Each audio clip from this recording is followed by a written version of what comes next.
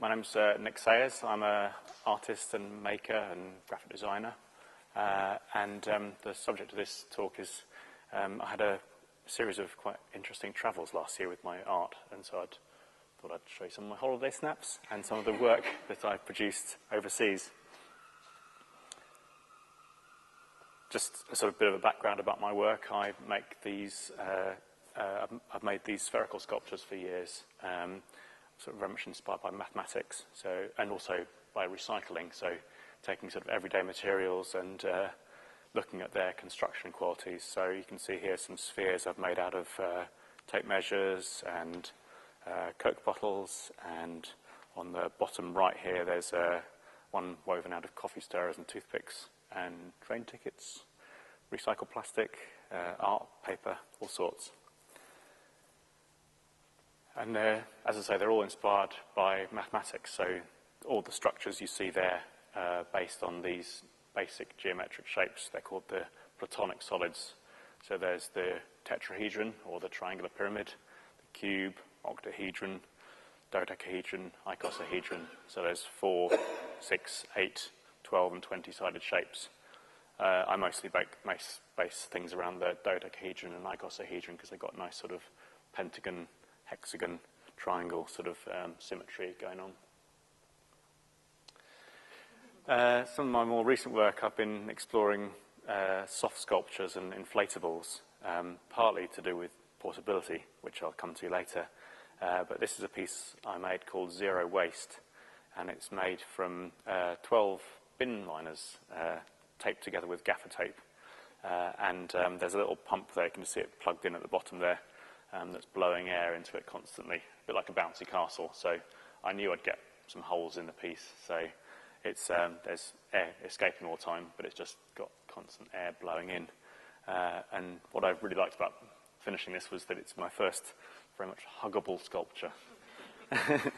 This is another thing I've been exploring, which is drawing machines. So the piece you saw earlier on, which was made out of outlines of children's silhouettes, was the inspiration for this project, because I'd done those outlines with using green screen and digital photography and processing and like vector lines and sort of routering.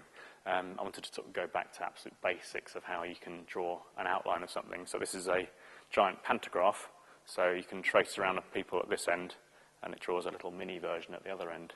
And it's been really sort of popular at all sorts of different festivals. This is another one. So actually partly came out as a confusion people had with the word pantograph. They said, oh, I had a spirograph when I was a kid. And so the seed was born to make a giant spirograph.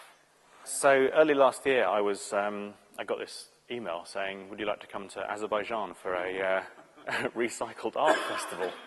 And I thought it was spam, to be honest, and so I almost put it in my spam folder and then realised that they were absolutely serious, and they were having an international recycled art festival in this settlement just outside of Baku, the capital. And this was the pavilion in the distance where the exhibition was, and it's the first gallery I've exhibited in that has a on-site camel compound. So they were interested in this piece particularly, which I made a few years ago, which is a geodesic dome made out of 135 estate agent signs. And we had emails going back and forth about the possibility of bringing this to, well, I thought they meant bring it to Azerbaijan, and so I was looking at freighting and trying to work out the sort of transportation and all that sort of stuff. And what they actually meant was they wanted me to build it there. Several emails later, it transpired that they don't have estate agent signs in Azerbaijan, so it was a bit of a red herring. But meanwhile, I've been thinking about this idea, again, sort of carrying on from the sort of zero waste idea. I was sort of seeing, bin bags sort of stuck in trees, but also looking at kites and quite beautiful things. So from sort of really horrible sort of things that are stuck in trees to things that are quite beautiful, blowing in the wind. But they're also bags. So I had this idea, what if we took these beautiful sort of ideal sort of platonic shapes and made them into bags that blew out in the wind. So that was the idea. Anyway, so I arrived in Baku, and there was a really lovely group of international artists from Italy, Japan, America, Belarus, France, all over. It was a really lovely group, and we sort of gelled very nicely, and helped very much by having lots of banquets in true Russian style. So this is us all going towards the pavilion, which was on the side of a rather lovely lake that was all covered in sort of oil scum and sort of quite desolate. So it was quite an interesting environment. But also, one of the fortuitous things was that it had lots of wind. And the pavilion was open-ended, so there was wind just blowing through it. And so here's one of the pieces of my sculpture. I was the sort of slightly eccentric guy testing the wind all over the sort of gallery area. This was one of the pieces I really liked by one of the other artists. This is an Italian guy called Dario Tironi, and he had, again, planned to make something else, but they hadn't supplied the materials, so he sort of improvised and got loads of this sort of horrible oil-soaked sand and made these beautiful sand castles out of it. This is the Japanese guy. He's brilliant, yeah. He's quite a quirky guy. Zon Zakai. And he makes these inflatable sculptures out of car inner tubes. And almost like a sort of alien arriving from outer space, he sort of goes to places like Fukushima and sort of quite sensitive sites, and sort of travels around as if he's like an alien landed on this place. And he actually walked around the old city in Baku and sort of interacted with the locals. Sort of. Oh, really? Oh, really? He's brilliant. He's a real character. And this is one of our many banquets that we were treated to. So I got cutting in a little box inside the gallery space, and I've actually had to weight it down because the wind's blowing through the gallery at this point, and I've got this sort of delicate sort of plastic bin liners lying around in these geometric shapes, and I just knew that if any of these things blew off and got stuck to anything or snagged on anything, I'd had to start all over again. And the dodecahedron and icosahedron took about a day each because they were so fiddly and getting all the sort of hems and stuff like that worked out. And here it is. And what was really nice was, I'll try and show a video at the end, but so the idea was that they were just bin bags, essentially like black bin bags, and they'd sort of, when the wind dropped, they'd just be floppy, black, horrible bin liners, and then magically wind would blow through them, and they'd momentarily achieve these sort of perfect, ideal, platonic shapes. So I flew home, and this was June last year, and you might remember that there was a bin strike. So this was the scene outside of my house. Had a terrible irony to it. So this is my next foreign trip. I've been to this conference a couple of times before. I went to it in 2010 in Hungary, and it was just amazing. It was like I've arrived and met my people. It was fantastic. So it's like Bridges is a international mathematical art conference, and I heard about it and I thought, well, just go and check it out. And it was all self-funded, so I sort of had to do it slightly on the cheap. But it was just great to meet a whole sort of family of people who are doing similar, slightly odd things with mathematics and visuals. This is the work of George Hart, who I'd sort of been following for a few years. He is the other spherical artist, and he makes these amazingly complicated but beautiful constructions out of flat materials, all sorts of different things actually, but he's amazing. And this was a Dutch artist called Rinus Roelofs, I think, and we were treated to go to his studio and see. This was just one of the shells.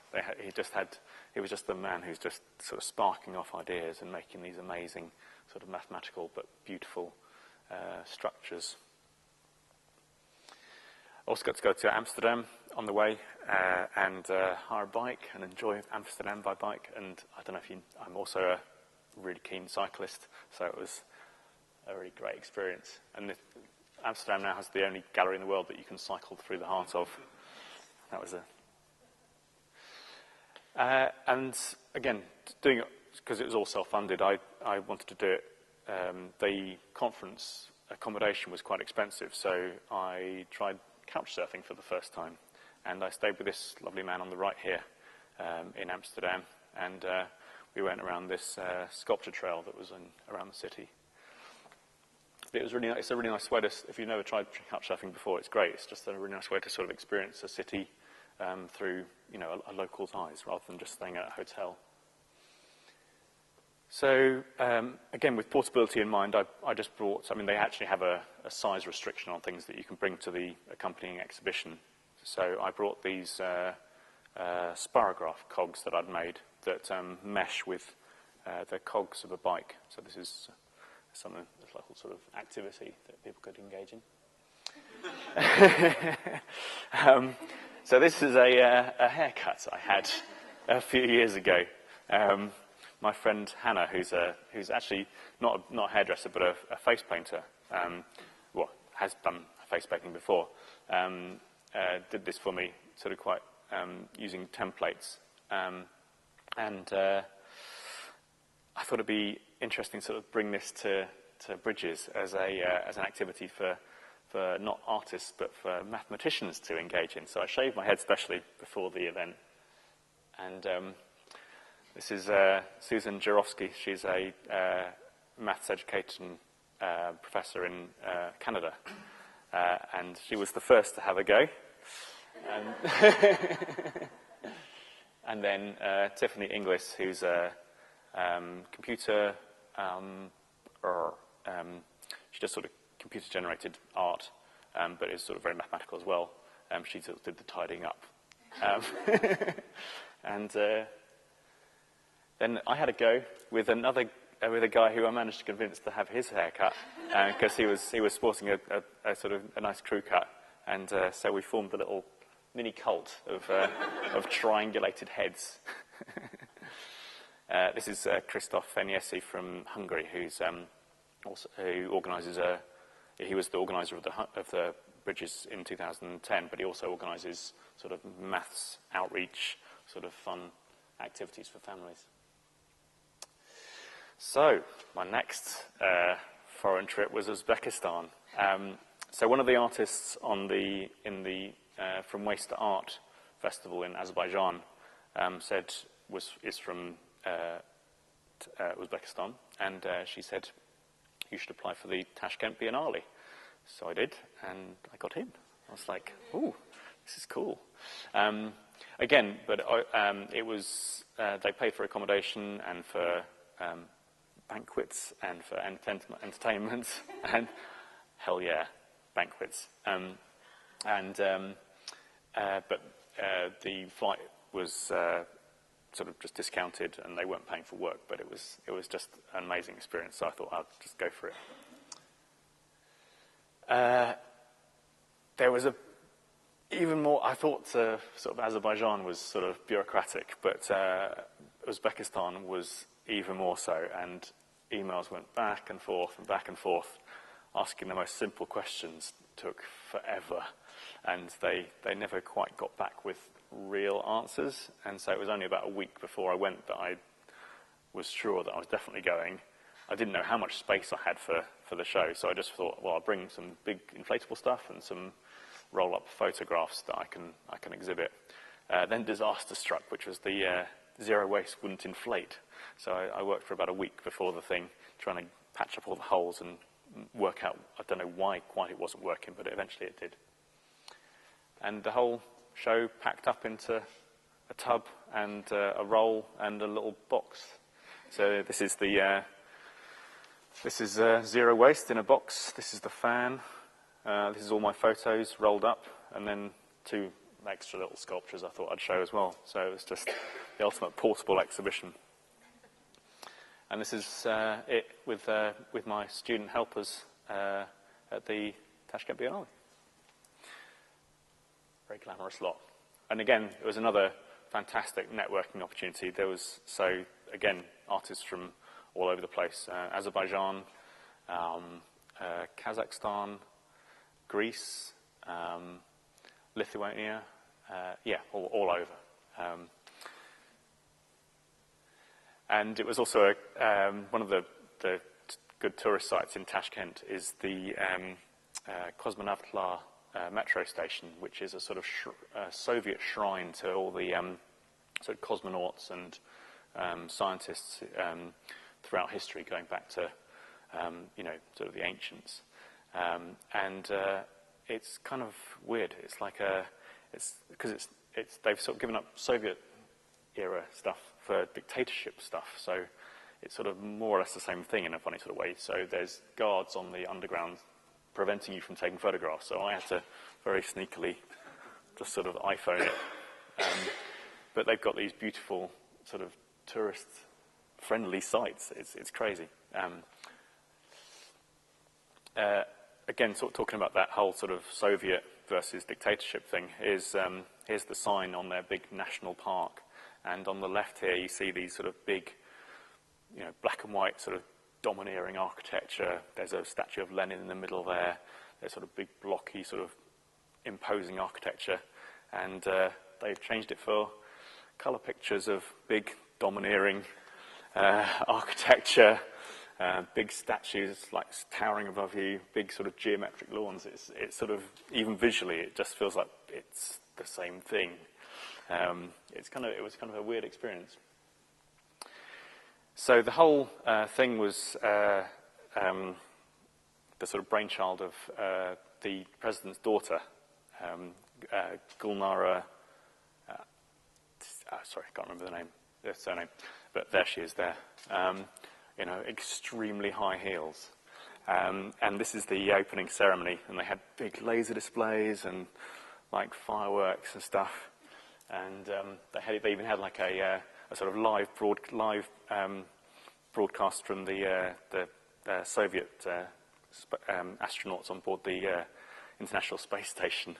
It was like, wow. And there was just a sea of people. And I suppose coming from the West, that was really the moment that I noticed, oh gosh, I'm pretty much in Asia now. Everyone's got black hair. And they said, yes, open. And they all surged forward. I was near the front because it was actually, my piece was inside the first venue. And they only opened one door, which was plate glass. And I was crushed in a stampede into my own show. So that was quite weird. This is one of the banquets we were treated to. This is a fantastic guy called,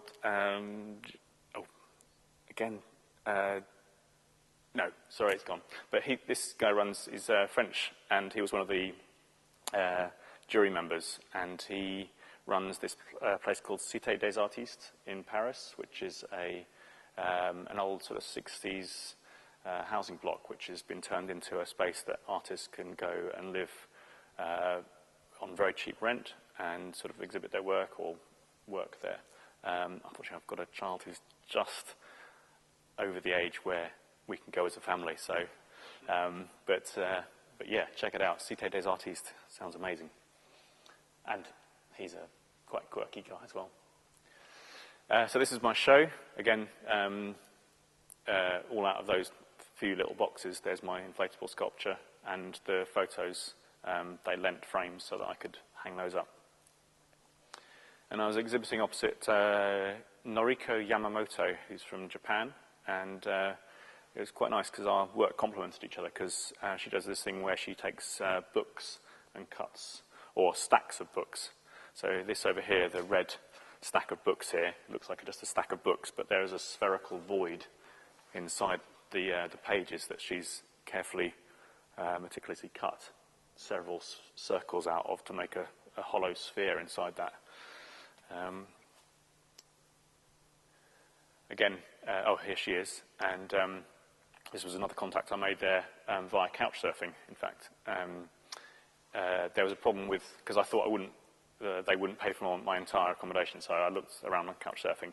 It turned out there's whole visa reasons why you can't just stay at a stranger's house there.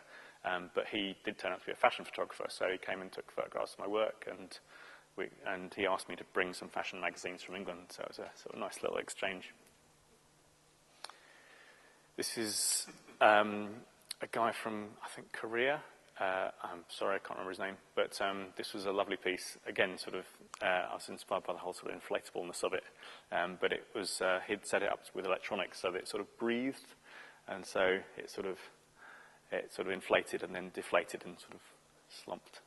This is not art, which I thought was really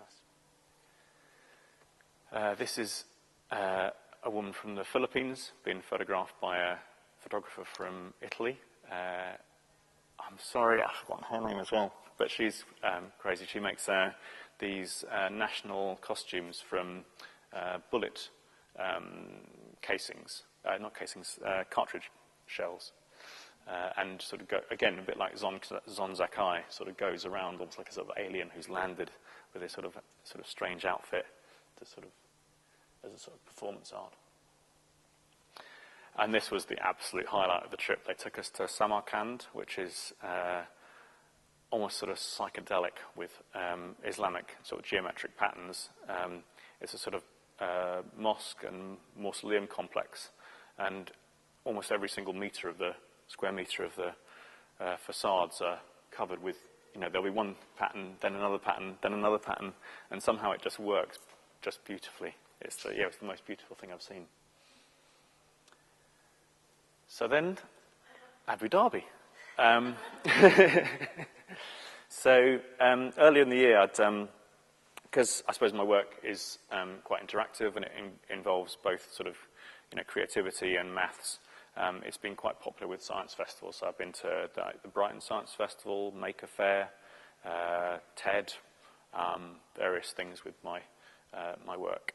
And so I applied for a few different science festivals at the beginning of last year, and I thought, well, I might as well. I've heard people going to this Abu Dhabi Science Festival, I'll give it a go. And the woman phoned me up and said, "We want you, come along." I was like, woohoo! So off I went. And there's giant drawing machines in Arabic. And so they gave me a little, well, not a little, it was like 10 metre square marquee to install my stuff. They shipped it all over from, it's organised by the Edinburgh Science Festival, by the way, so I shipped my stuff off to Edinburgh first of all, then it went to Abu Dhabi over about 3 months, and it arrived all in one piece, thankfully. So I brought the bicycle spirograph. So this is like I showed you earlier, this is a bicycle that I've sawn apart, and by changing the gears, so it's got 18 gears, you can draw 18 different spirograph patterns with it. And when I originally designed it, I made a giant whiteboard and used whiteboard pens, which worked lovely about the first 3 times, and then it slowly started getting ingrained as each one got cleaned off, and you had to use alcohol to clean it off, and it was a bit of a mess, really. But this was where we were exhibiting next to. Not showing off or anything, but this is so we had to breaks in between breaks of doing things. We were on the beach, but I had this brainwave, which was to use sand, and then each pattern could be laid down on the mat and swept away and it could be done really quickly. And actually used sand from the beach, although they were in a bit of a Coles to Coventry thing, because everything was being shipped over. They were insisting that I should use, I think it was Dutch sand, because they knew it was clean, and obviously it's health and safety. They can't sort of just use any old sand. And also brought the pantograph. again, there was a lot of paperwork to do from Edinburgh Science Festival, and one of them was like a sort of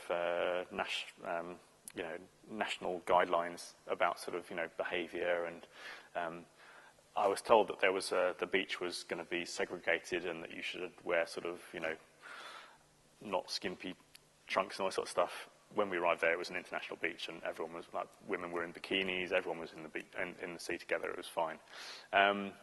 Sort of similar thing with the with sort of men and women working on the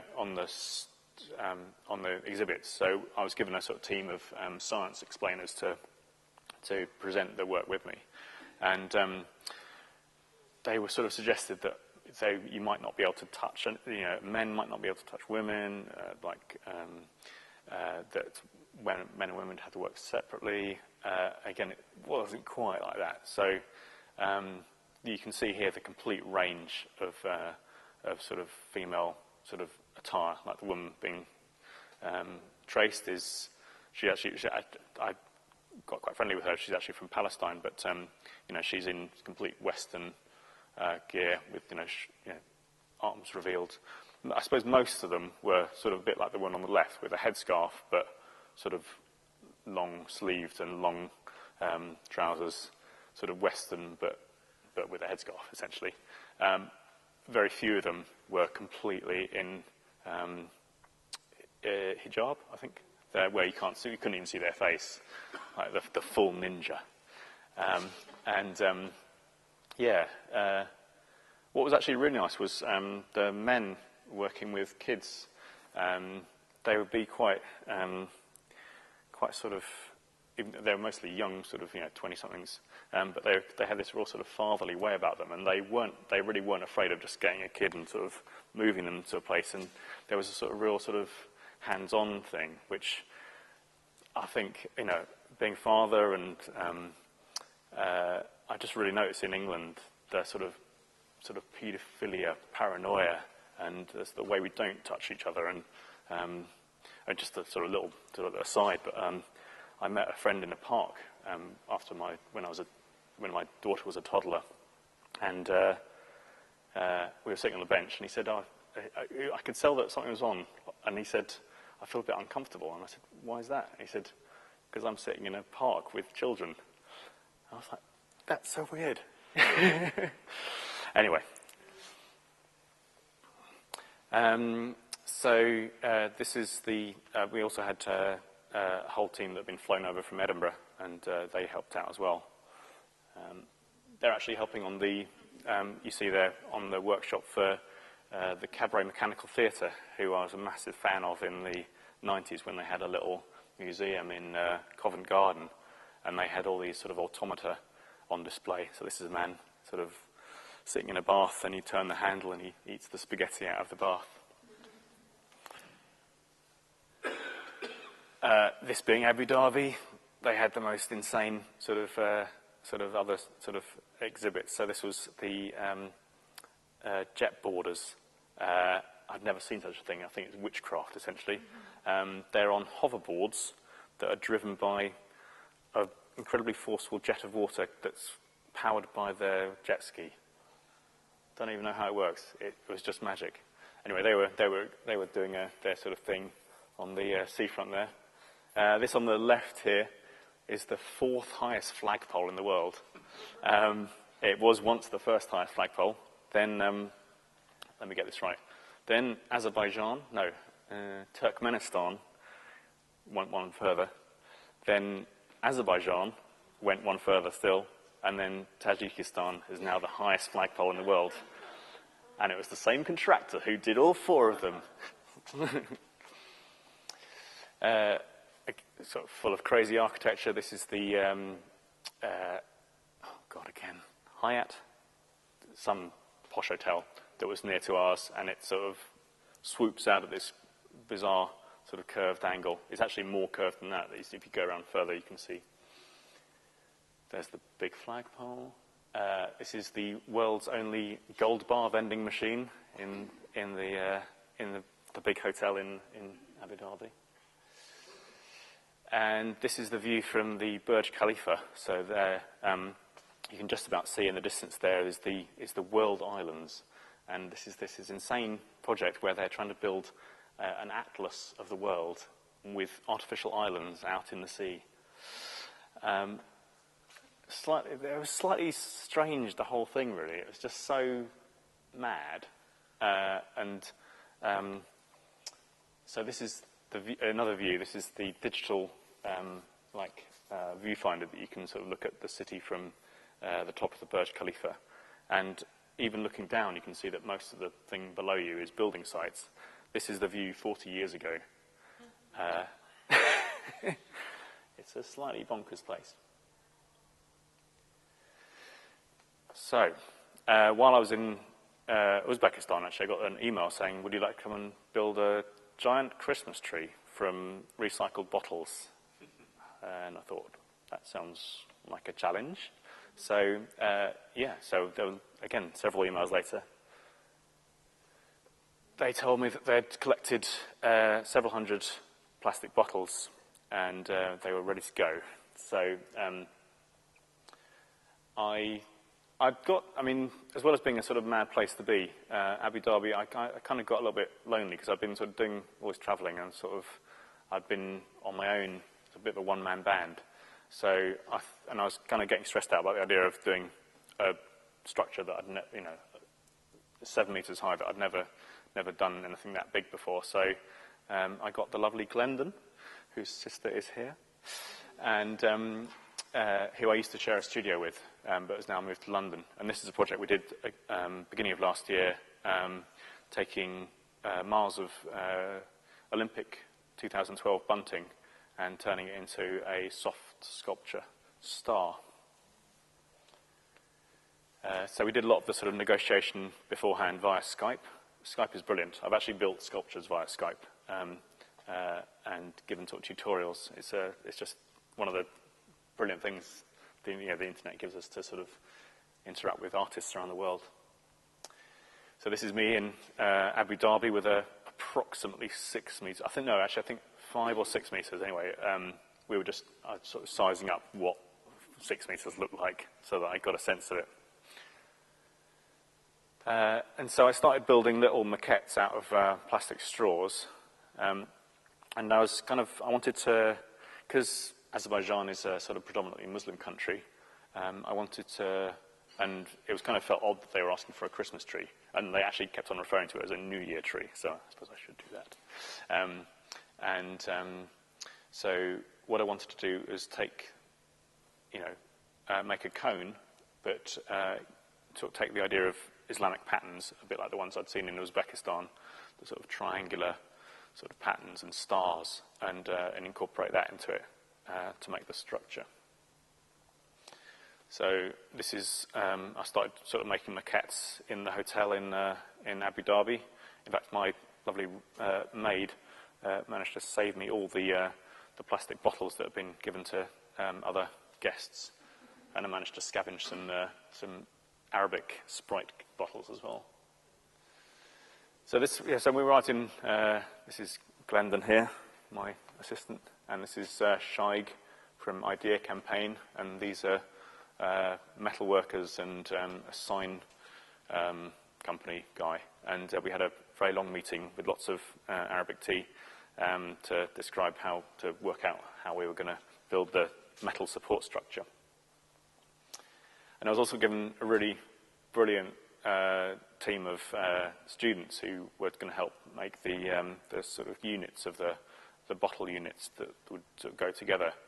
And to be honest, their English was not good, but it was better than our Azeri or Russian. So it was a really big sort of translation problem, trying to explain how to put the bottles in the right order so that they made these units. But Glendon was brilliant at sort of communicating those things so I don't think I could have done it without him, basically. He was, a really good sort of friendly sort of way of sort of describing the sort of math stuff that was going on in my mind into, how to make it in the flesh. this is Glendon on the left, and this is one of our workers on the right. Azeri sort of understanding of work clothes was very different from English, shall we say. And here we are making the holes in the bottles. And then we use lots of cable ties to basically zip them together to make these hexagonal units. So essentially it was basically inspired by mathematical beading. So there's mathematical beading, it's a thing. This is this thing where you can make sort of quite complex geometric patterns by just weaving beads into sort of hexagons and all sorts of different things. So essentially it was just a very, very large beaded structure, just using cable ties as the connecting threads, essentially.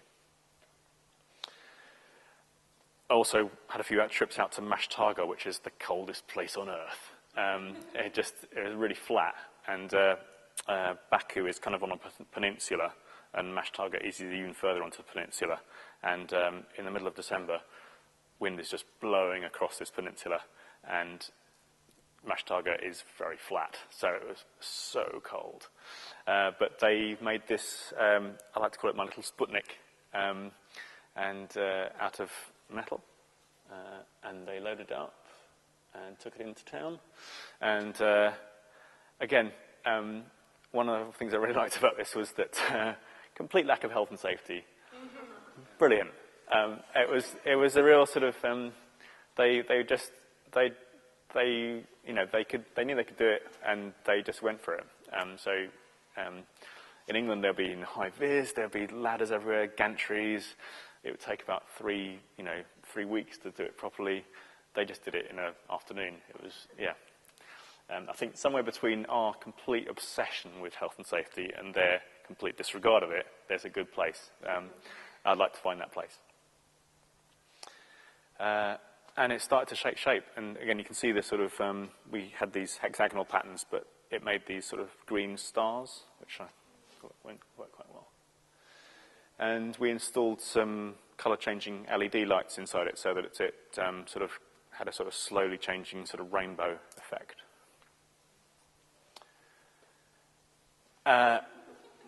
Somewhere in our discussions, we'd been talking about it being a tree, and at no point was the star mentioned. A few days before it got put up, I mentioned it should have a star on it, and from that point on, they like, we must have a star. And I was like, shit, we've got so much work to do to finish off just the tree. So this is me at 2 o'clock in the morning at the hotel, having worked all evening with Glenn. In fact, what happened was our version 1 of this had gone horribly wrong, so I'd had to ask Glenn I couldn't face doing it myself, had to prise the whole thing apart to do it all over again this night. And we finished it, and made out of big water bottles, and it was installed on the top of the tree. Again, health and safety. And this is it. So, hey. After the opening ceremony, in which they sort of blew tinsel confetti all over it, which was fantastic. And there was a sort of media circus as well, so that they had invited all the... Oh, I forgot to say. So, as in Uzbekistan, the sort of founding member of IDEA campaign is the, would you guess it, the president's daughter, Layla Aliyeva. I've never been paid in cash for a big project like this, but it was quite, I was just, anyway. Again, slightly dodgy stuff about taking cash through customs rather than being paid in backs. And this, which I'm wearing now, is a ring that was like a little sort of offshoot of the project, and I made a whole load of them further to say thank you for the people there.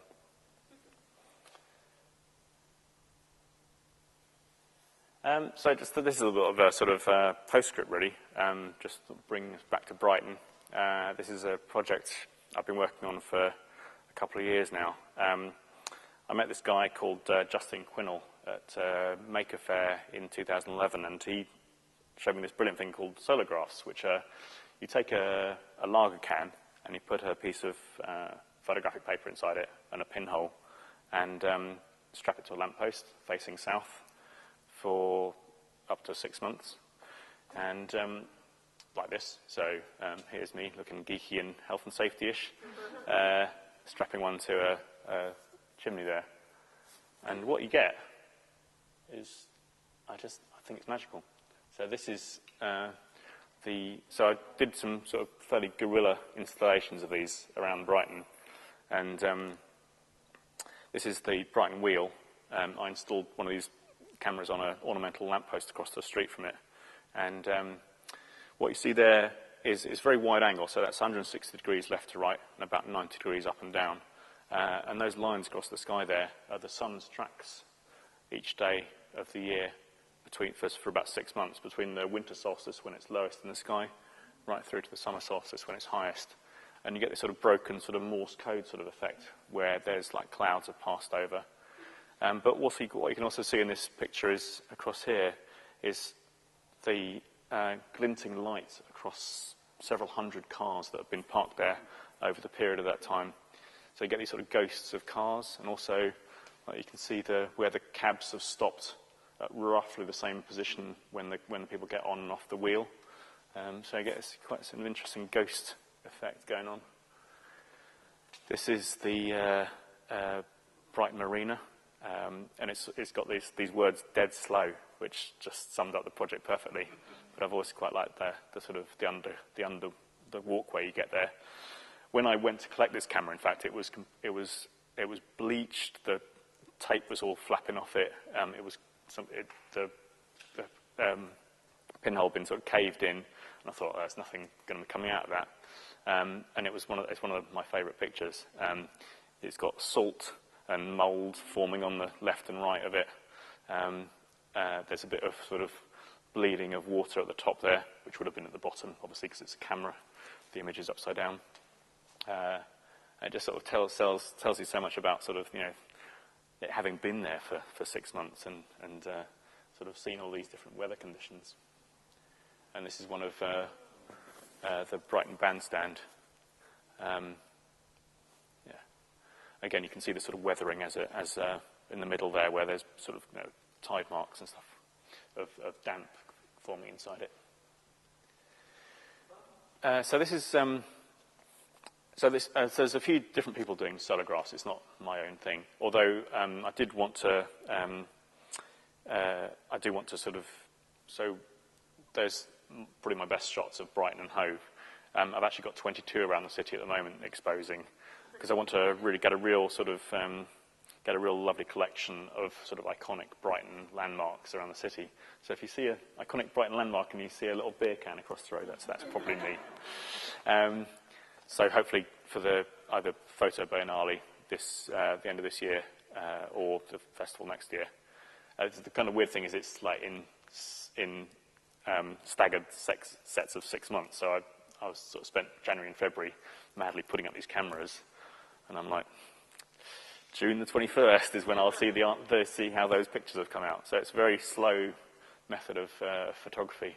There's actually there's an artist in America who's taken 5-year exposures of building sites, which are amazing. They're like, you can see the scaffolding, and then there's only a faint ghost of the finished building. And again, you get these sort of lines across the sky. So where I wanted to take it was, this is actually pictures from a proposal for Kingswood in Kent. Unfortunately, I didn't get it, but the idea is sort of based on that. So this is a complete 360-degree panorama I've shot, actually with an iPhone and a special app. So there's the sky looking straight up at the top there, and the ground looking straight down at the sort of leafy ground there, and 3 trees in a sort of tripod arrangement, which is kind of the idea, was that what I want to do is install a camera between trees or lampposts that will create these tetrahedral panoramas. So this is just an idea of how the panorama would look, but what I want to do is install a one of these pinhole cameras, but with 3 pieces of paper in it, in a special it's a long, complicated story, using tension cables between trees or lampposts, so you get these tetrahedral pinhole camera photographs. So that's next on the agenda. But yeah, so, you know, from all these exotic locations back to Brighton and, you know, the English countryside is... Ta-da! Cheers.